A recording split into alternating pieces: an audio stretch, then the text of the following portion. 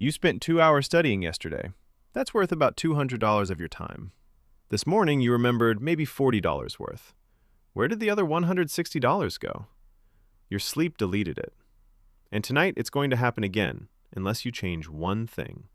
And somewhere in Tokyo, someone who studied the exact same amount as you just woke up and remembered everything. Every word, every pattern. Crystal clear. What do they know that you don't? Stay with me, because in the next 8 minutes, I'm going to show you why your sleep is literally deleting your progress, and the 7 things you can steal from Japan to stop it. Here's what nobody tells you. You don't learn while you study. You encounter information while you study. The actual learning, that happens while you sleep. Think of it like this. Studying is making a deposit. Sleep is the interest rate on that deposit. Right now, most of us are sleeping at a negative interest rate.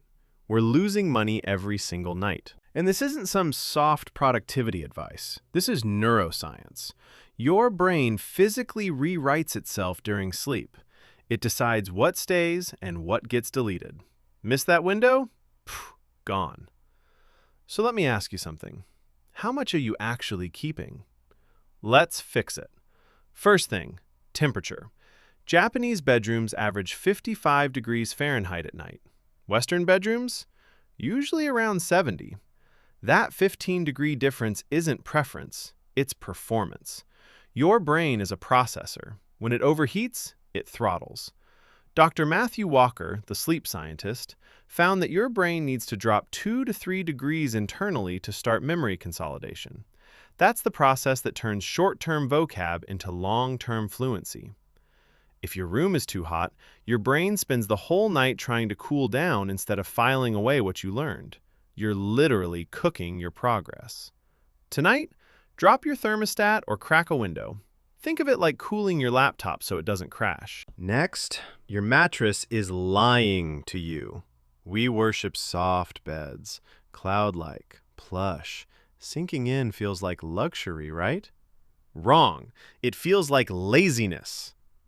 In Japan, people sleep on firm futons over tatami mats, not because it's tradition, because it works. Firm surfaces keep your spine aligned and your airways open. But here's the real reason this matters for us. Softness kills discipline. If you're sinking into a marshmallow every night, your brain associates your bed with relaxation, not recovery. You're training yourself to be passive.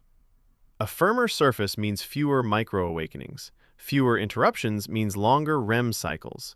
REM is where language becomes automatic, where you stop translating and start thinking in the language.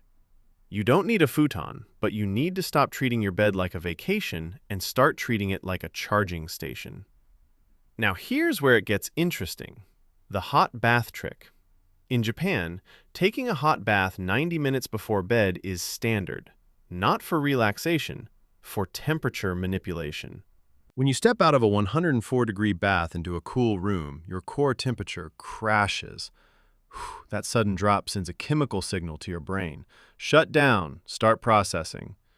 For language learners, this is massive because you need a hard reset between study mode and sleep mode. If you carry the frustration of messing up a conjugation into bed, you contaminate the consolidation process. The bath creates a Pavlovian trigger. Your body learns. Hot water means sleep is coming. Within 2 weeks, you'll fall asleep faster and deeper. Your brain will have more time to do its job. Here's something that might sound weird. Stop being ashamed of being tired. In the West, if you say, "I'm exhausted," people think you're weak. In Japan, tiredness is honorable. It means you worked hard. We need to flip this script. Your brain isn't a machine that runs 24/7. The stock market closes every day to settle trades. Your brain needs to close to settle memories. If you're chugging coffee at 11 p.m. because you want to squeeze in one more Anki session, you're trading tomorrow's fluency for today's fake productivity. You're burning your own capital. Respect the tiredness. It's your brain saying, "I'm full. Let me process this." But what about during the day? Can you cheat the system? Yes, strategic napping. In Japan, there's this concept called inemuri, sleeping while present. It's acceptable to nap briefly at work or on the train. Here's why we need to steal this. Interference theory. If you study French for 30 minutes, then immediately scroll Instagram for 30 minutes, the Instagram content literally overwrites the French before it can stick. A 20-minute nap right after studying acts like a save button. It locks in what you just learned before anything else can interfere with it.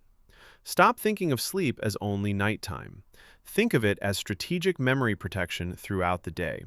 1 hour before bed, total silence. No podcasts, no sleep sounds, no passive listening. Nothing. This is called ma in Japanese, negative space, intentional emptiness. Why does this matter? Because if you flood your brain with chaotic input right before the consolidation window, you're giving it junk data to process instead of the language you actually want to learn. Your brain needs that final hour to start organizing the massive amount of input you gave it during the day. Think of it like defragmenting a hard drive. You can't do it while still downloading files. 1 hour of silence before bed. That's where the compound interest really starts to add up. Last thing, your pillow is suffocating your progress. Traditional Japanese pillows are filled with buckwheat hulls. They're firm, they're noisy, they're not cozy, but they conform perfectly to your neck and keep your airway completely straight. Here's why you should care. Your brain uses 20% of your body's oxygen. If your soft pillow kinks your neck and restricts airflow by even 5%, you're starving your brain of the fuel it needs to build memories. You don't need a Japanese pillow specifically, but you need to maximize oxygen. Straight neck, open airway, maximum retention. Look, you can keep grinding, you can keep buying courses and downloading apps and doing more input, but if your sleep infrastructure is broken, you have a hole in the bottom of your memory bank. You're pouring water into a leaking bucket. Cool room, firm surface, hot bath to cold room, no input 1 hour before bed, strategic naps, proper neck alignment. These aren't lifestyle tips. This is how you turn rented vocabulary into owned fluency. This is compound interest. Try the 1 hour silence rule tonight, just once. See what happens. And tell me, do you study right before bed or right when you wake up? There's actually a massive debate about which one compounds faster. Drop it in the comments. I'll see you in the next one.